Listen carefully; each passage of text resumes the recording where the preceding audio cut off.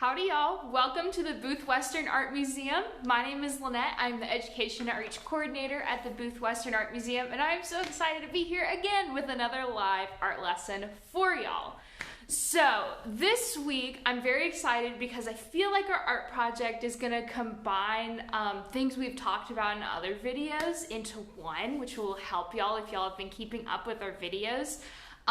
But this week is something if you have driven out to the plains of America or even just seen pictures, this is something that you have probably seen before. It is a windmill. We're drawing a windmill today. We have a beautiful painting of a windmill up in our galleries that I'm going to show y'all today that we get to look at. And yeah, like I said, this week we're going to be combining lots of things we've learned before, and also I think you're going to have a lot of creativity to try new stuff with this. So before we get started, just my quick reminders that I try to give every time. You don't need anything fancy. You don't need anything fancy for this project. If all you have is a piece of paper or a pencil, that's all you need. I'm going to be using a Sharpie to outline my pencil work and some crayons, but if you have colored pencils, markers, use whatever you want. Yours does not have to look like mine, as you probably know if you've seen these before. I always try to change mine up. I really liked this one this week. I'll show you when I'm at the table, but I did try to use green. It's very washed out right now, but I used green for my sky because I feel like I've joked about it before, because I feel like green is such a weird color to make your sky. But I tried it out and I really liked how it looked. But I'm even going to try it differently this time around because I want to experiment and take risks and try new stuff. So on my drawing today, I'm going to try new things.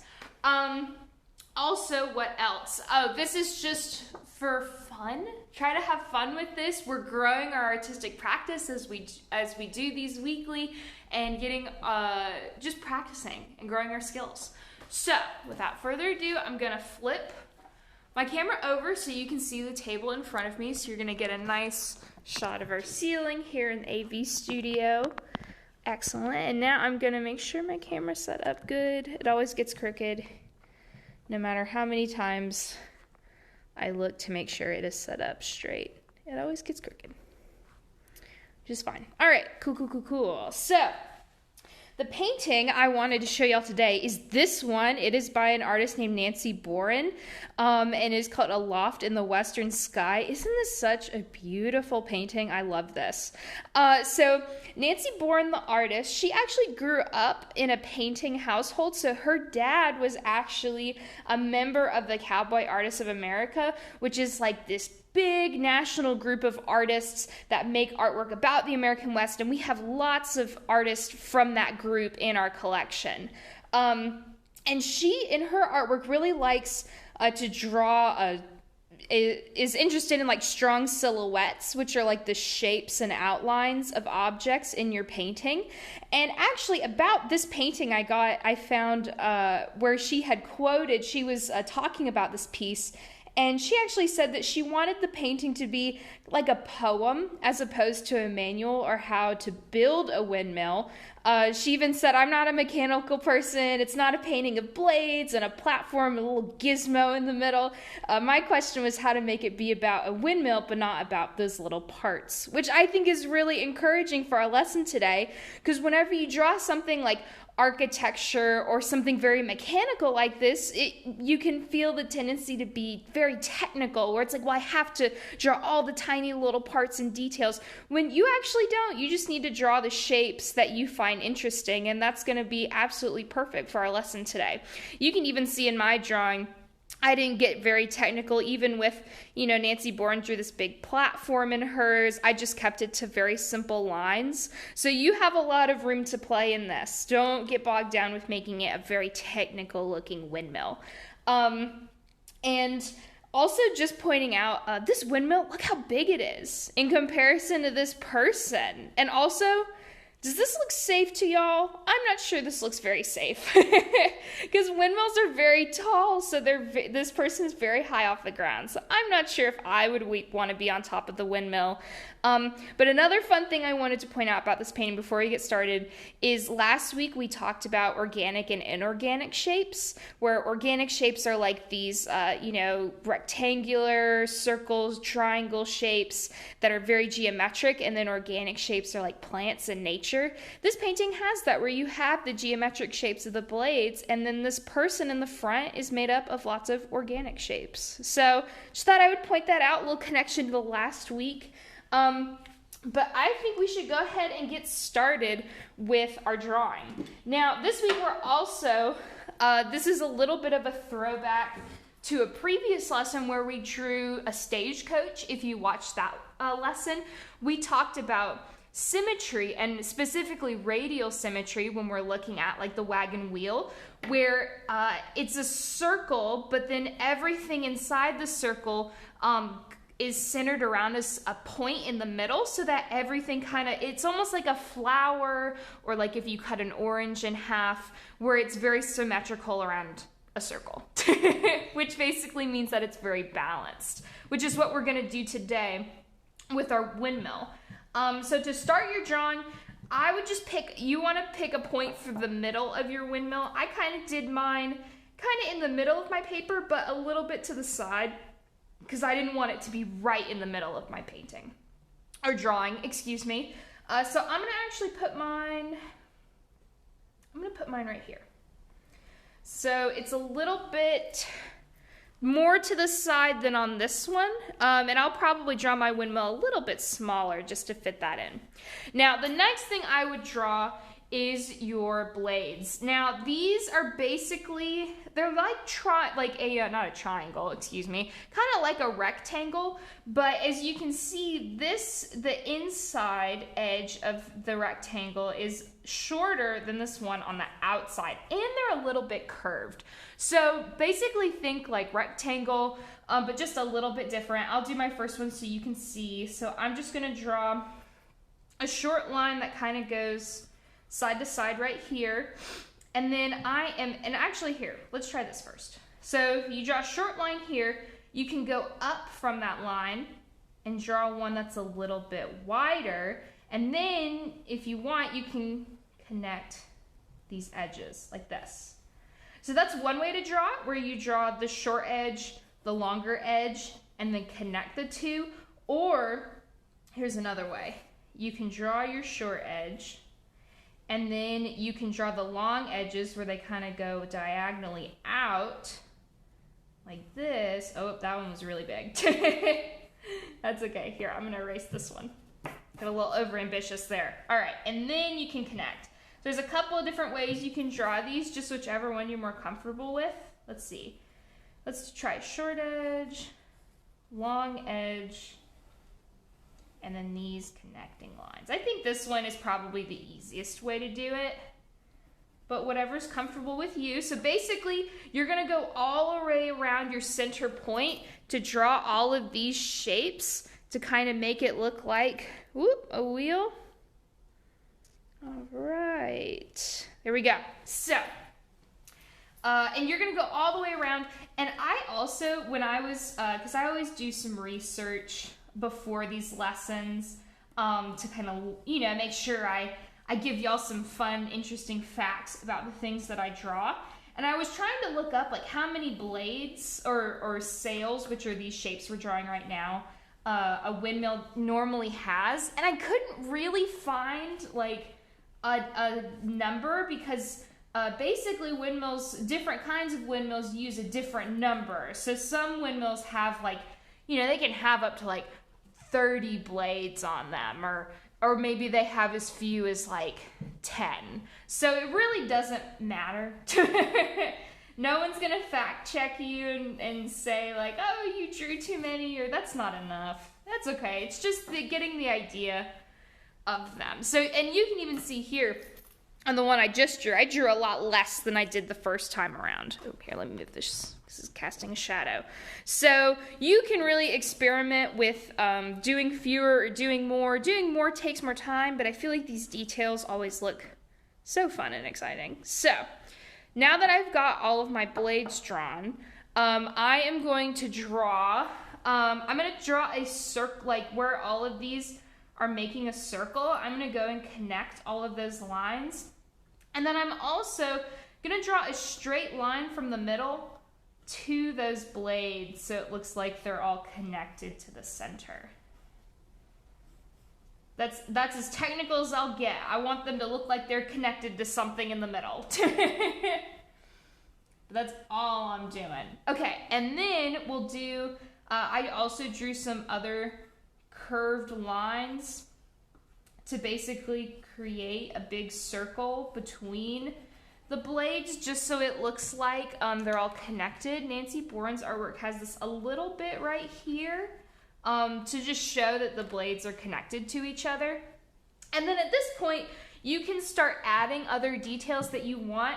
I'm gonna draw a line at the bottom that goes straight down, and then I'll draw a couple of diagonal ones to kind of make like the legs or the frame of the windmill, so that it's just not floating in space. We want to have it grounded.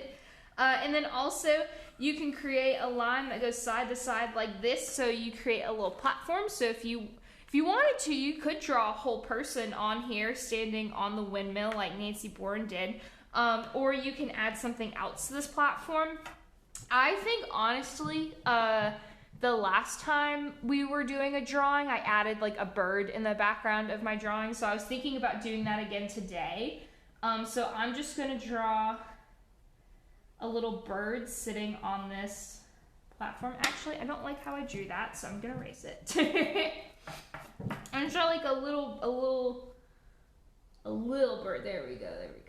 Want it to be short.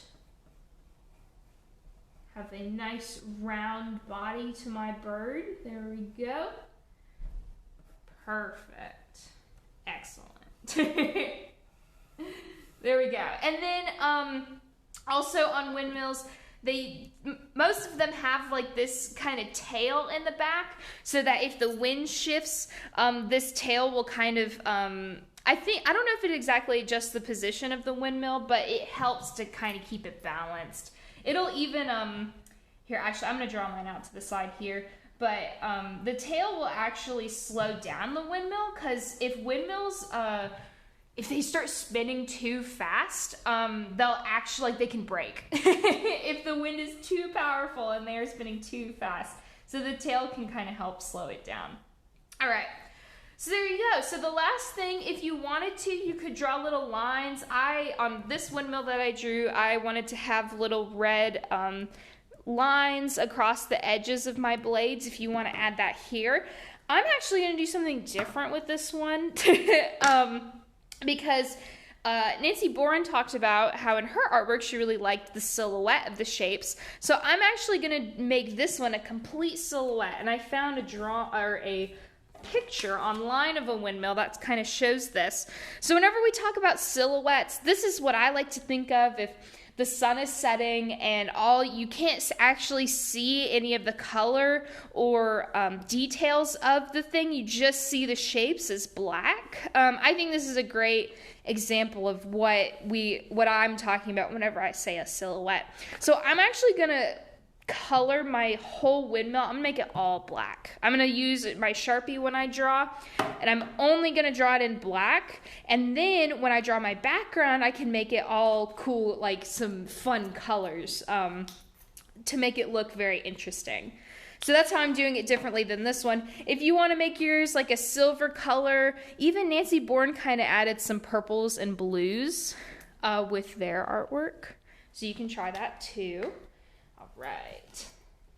Another thing that I enjoy about this lesson is actually this is a while ago now, but there was one point where I made lots of paintings of interesting things, like mechanical things that I saw that I thought the shapes looked really interesting, And I drew a lot of them, and I drew like cell phone towers and fire hydrants and electrical poles and things you would see at power plants, which is like, well, that's kind of weird, Lynette, and I would agree with you. But there are things that you see every day that have these really interesting shapes. And so I would encourage you to maybe look around your house today and see what are some things that I have that the shapes are really interesting. Maybe your headphones or an iPad or a laptop. There's all kinds of electronic and mechanical things that you have in your house that actually have really cool shapes that you may not notice otherwise if you weren't looking for it. All right, so I'm gonna have to color in a lot of black on this drawing, but I did have, I wanted to kind of explain the, ooh, got a little bit of Sharpie on the table, don't tell anyone. So I wanted to talk about a little bit of the history of the windmill, because you see them all over the place when you go out west. And part of it, they have a good reason for having so many of them out west. Let me finish this. I am very invested in my drawing right now. Okay, so during the late 1800s, the country was changing and lots of people were moving out west for new opportunities. And cattle drives were taking place and lots of cowboys were moving out west. And the West was a lot different than people who were used to living on the East Coast. It's flatter. You know, there's not lots of trees and rivers all over the place. So they had to learn how to adapt in this new environment and this new place where they lived. And with that, they had to create some new technologies to help them survive and thrive in the West. And people who created these new technologies, drop my pencil on the floor, it's fine, we don't need it, were entrepreneurs, which is like a big crazy word. But it's just a word for people who start businesses and really risk a lot on the things that they make to make money. And they make new goods and services. And they're really the ones that helped people succeed and thrive out west. And entrepreneurs were the ones that really helped create the windmill. Because out on the plains, you might be really far away from water. There may not be like a lake or a river anywhere near you. And if you were growing crops or even just having a home and animals, you need lots of water to survive. So some people would dig wells, which you might be familiar with a well. It's just like that big hole in the ground, and you know, you put a bucket down there like really far and there's water and you pull it back up, which is a good way to get water. But if you need lots and lots of water, that's a lot of work. You might have to be doing that all day, like putting buckets down and bringing them back up. So if you need lots of water, you need a different way to get it. So some people made pumps to kind of, so you could push a lever like up and down to get water from deep underground. But the thing people really liked was actually windmills. So they would use windmills to pump water out of the ground. So as the windmill, the blades will spin with the wind. So it's not even something you have to do yourself. You can just let nature do the work for you. So the wind would spin the blades, and then the blades would, I can't really explain how it works. I tried looking it up, and it does make sense, but you can also look up a video to see how the mechanics of a windmill work. But basically, as the blades spin, there are levers that will pump water up and down, and so you have a water source, and you don't really have to work a lot for it. So that is why when you go out west, you see so many windmills, because that's how people got their water. And you need water to survive. Now, windmills also, they have been around for like 2,000 years, like a long, long time.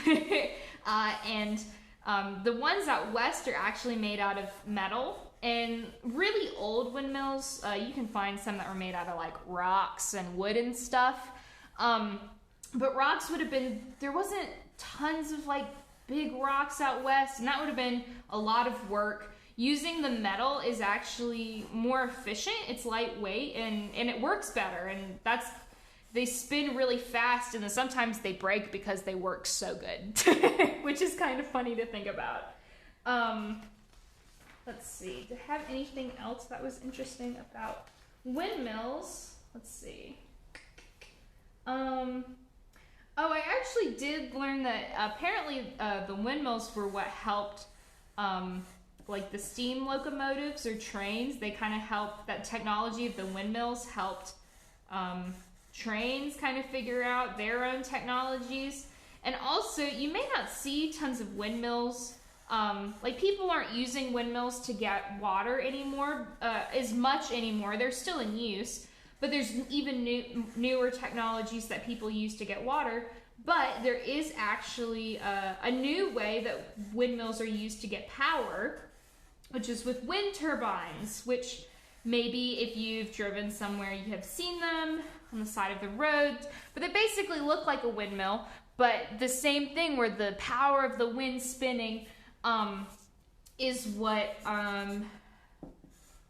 use your words, Lynnette. The power of the wind spinning is what gets, it creates electrical power.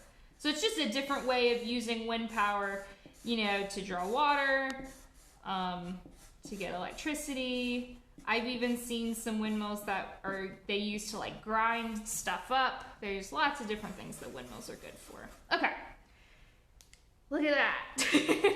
All right, so I got my silhouette drawn, which I think looks, ooh, I like how it looks. Sorry, didn't mean to bump the camera there. I like how it looks, and I love the way my bird looks all silhouetted like this.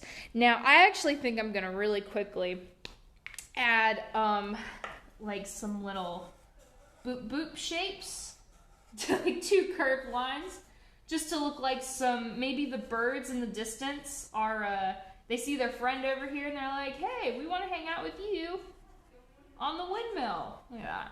Lots of birds. Okay. Excellent. I love this. Now, right before I go, I'm going to really quickly just add a little bit of color. So you can see it a lot better now. It's not as washed out.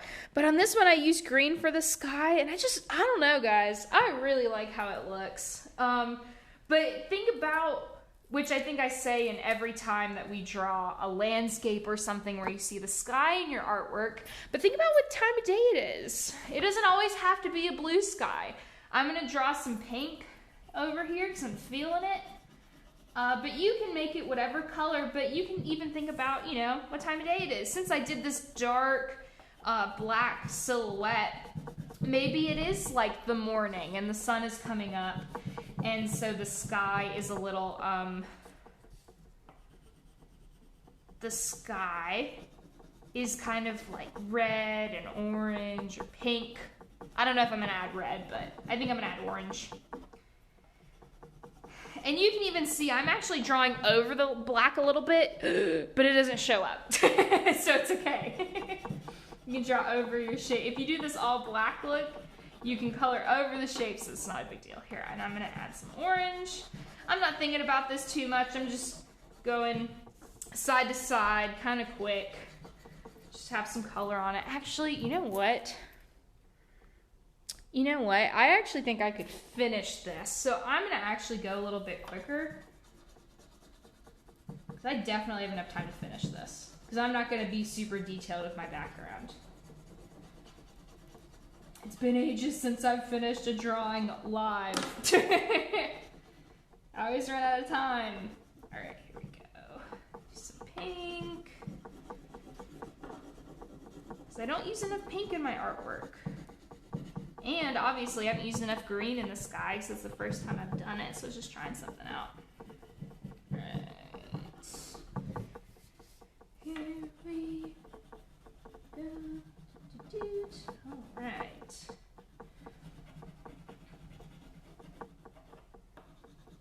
I'm just getting in between the blades here. Now, I'm really not being super neat. And that's okay. Alright, am I bumping the camera a lot? Not too much. I'm moving the table around a lot, but it's okay. Here we go. Alright. Actually, one thing I'm going to do really quick before I get too far gone with it. I'm gonna write my name in this bottom corner over here, and then I'm gonna color over it. It's a little bit harder to color on top of crayon because the crayons are really waxy. So I wanted to remember to do that before I draw over it.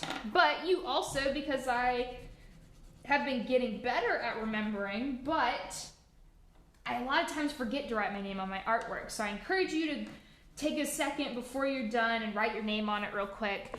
Just because you want people to know that you made this. You should be proud of what you did, even though it may not be your most favorite thing that you've ever drawn. It shows that you've been practicing, that you want to learn and try new things. So I encourage you to write your name on it, show it off. And also, I would love to see your drawings. If you get finished with it and really like it, you can post it in the comments of the video, or you can send it to us, or use the hashtag Booth Museum on any of your social media, and we'll see it. Right. So I kind of did orange, pink, doing a little bit of yellow. I'm gonna finish out the sides.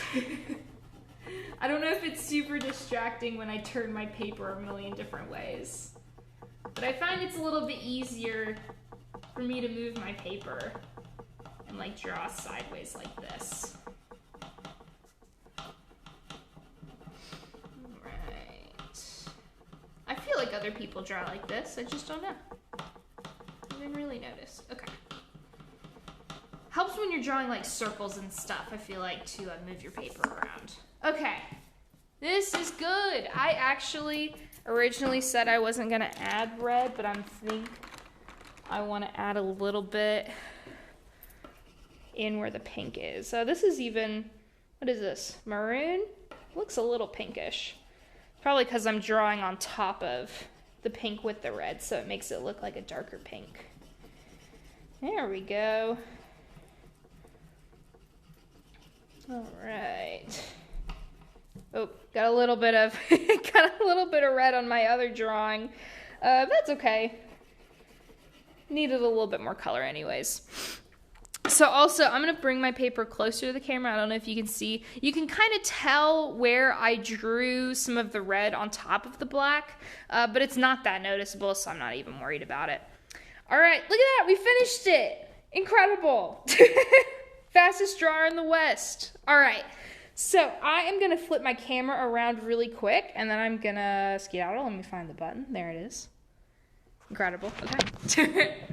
All right. Okay.